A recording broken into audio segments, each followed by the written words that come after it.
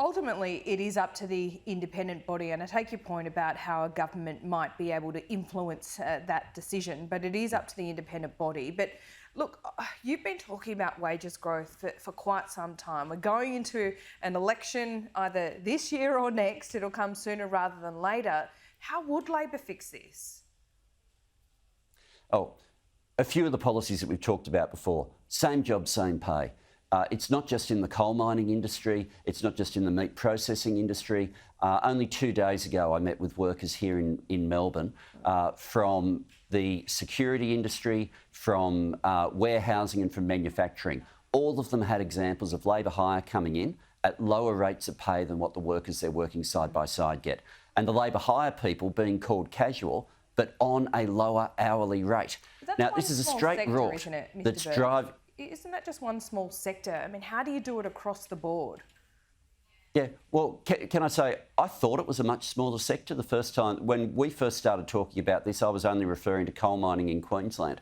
I'm astonished at how broad this is now. The simplest way to do something across the board is the Fair Work case that's on right now. Yeah. Like, that's the simplest way to do something across the board, and the government's refusing to do that. That perhaps the government should give the public sector a wage rise, and that corporate Australia might see that as their cue. Do you agree with that? That's one of the levers available. One of the things, and we've said that we'd be a model employer in government, but one of the extra things that's in some ways even more powerful is in your procurement policies. You prioritise and you take account of the security of the workforce when you're doing your procurement policies. Why does that make a bigger difference? The answer is really simple, because companies then wanting to bid will make sure they are looking after their workforce with pay increases and secure jobs to get a better chance of getting a government contract, and that'll affect their entire operations.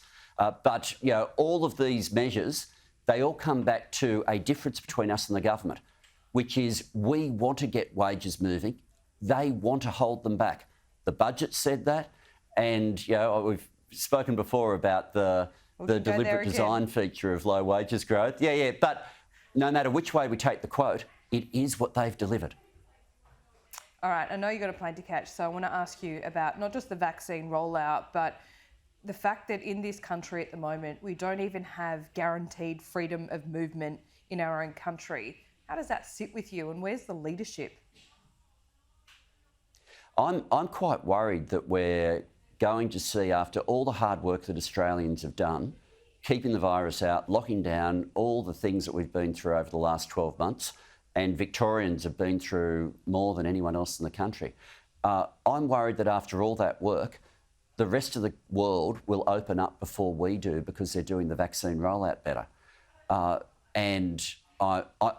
You look at some of the shifts that people are talking about in the United States and other countries that were way behind us. If the vaccine rollout keeps going so slowly in Australia, then a whole lot of the things that we would presume will happen with freedom of movement, we'll get nothing for all the work we put in over the last 12 months in terms of being able to open up again. But if you get vaccinated, should all the premiers agree that you can travel without the threat of lockdown? Well, I would have thought that's where the health advice would land. And, I'm not going to give the health advice, but it would have to be the case logically that if people are vaccinated, that creates a greater opportunity for people to be able to move. And the vaccine hesitancy that's been reported over the last few days, I'm really worried about. This government has spent more than $1 billion on advertising campaigns. They don't hesitate to run really slick marketing if it's something that they think helps Mr Morrison's job.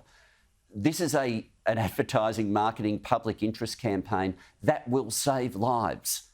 And when I saw the transcript of the Prime Minister this morning on 2GB, being quite relaxed about whether or not the vaccine rolls out more slowly or whether or not people are hesitant to get it, that we've got plenty of time. Well, I don't think we'll be feeling that way as we watch the rest of the world open up faster than us.